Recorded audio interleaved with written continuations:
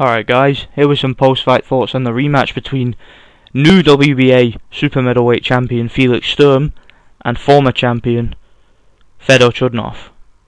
Wow, I mean, Felix Sturm, he's just one of these fighters who, he just keeps coming back. You know, every time I think that this guy's done, he comes right back and wins a world title. I mean, whether you like Felix Sturm or not, you've got to respect the guy. I mean, he is tough. I mean, he is resilient. I mean, this guy just, there's no quitting the guy. There really isn't.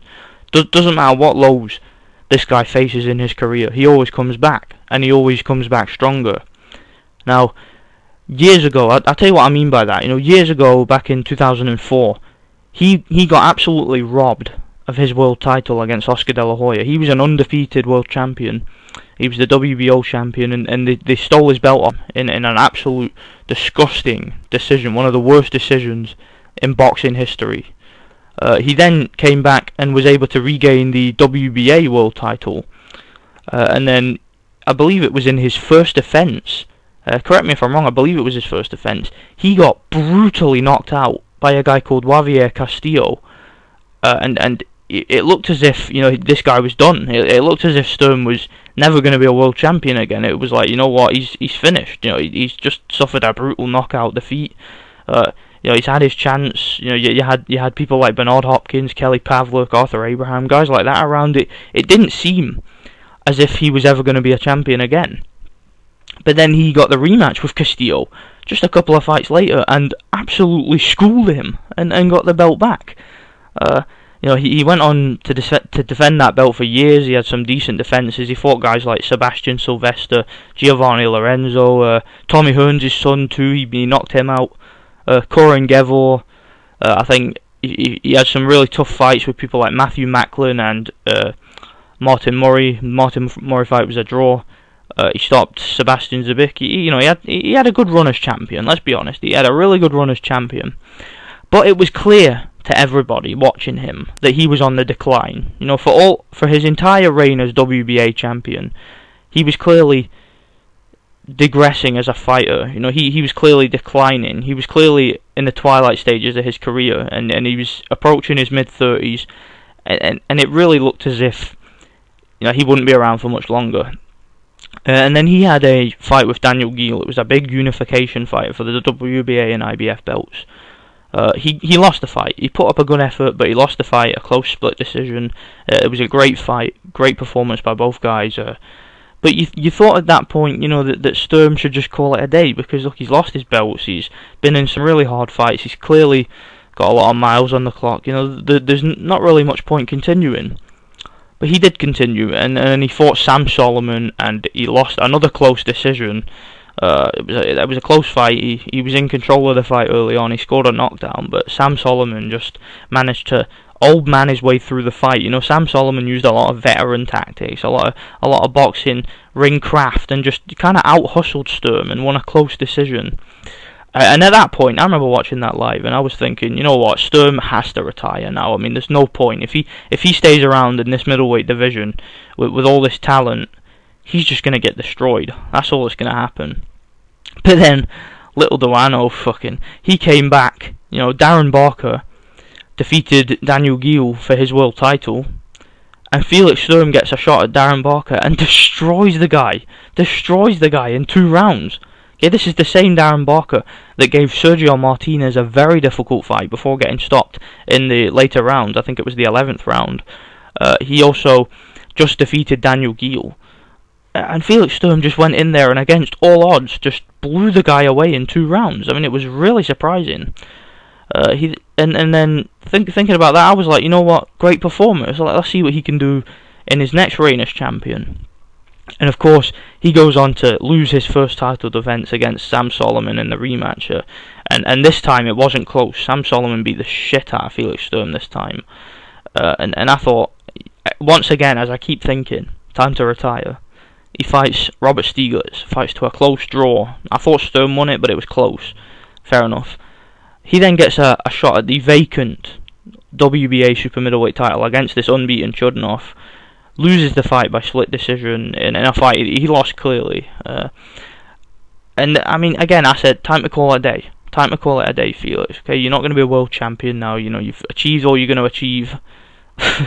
He proves me wrong again. He fights Fedor Chudinov and beats him in a rematch, and he's now a 5-time world champion. It's crazy, man. So props to Felix Sturm for proving us all wrong once again, you know, and for coming back and showing his resilience. But I have to be honest about this fight. You know, how did this fight actually go? Now, I have a prediction video up on this fight, and in my prediction video, I predicted that Fedor Chudinov would outbox Felix Sturm and win a close decision, as he did in the last fight. I thought that this would pretty much be a repeat of the last fight. I just didn't see it any other way.